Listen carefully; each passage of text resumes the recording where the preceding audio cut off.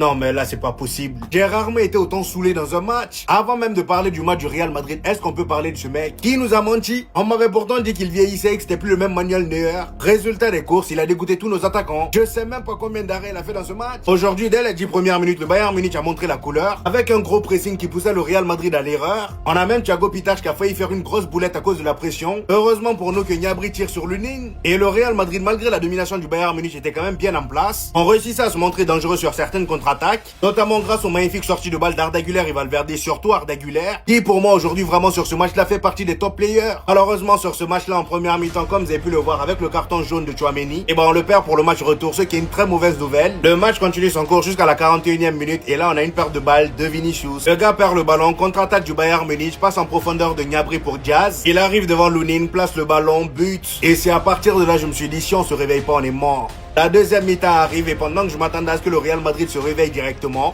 non, c'est Harry Kane qui s'occupe de nous réveiller d'abord. À seulement 20 secondes de la deuxième mi-temps, Michael Olise sur son côté qui était inarrêtable. Je sais même pas pourquoi le Real Madrid laissait tout le temps Carreras tout seul face à lui. Le gars a réussi à trouver Harry Kane qui était devant la surface, il enchaîne avec un tir, but. Et c'est justement après ça que le Real Madrid s'est réveillé, on a commencé à pousser. D'ailleurs, il y a eu un tacle assassin sur Kylian Mbappé, heureusement qu'il n'a rien eu. Juste après, on a le même Kylian Mbappé sur une magnifique passe en retrait de Trent Alexander-Arnold. Le gars vient au deuxième poteau, réceptionne le ballon, but. Le match retour va être vraiment tendu.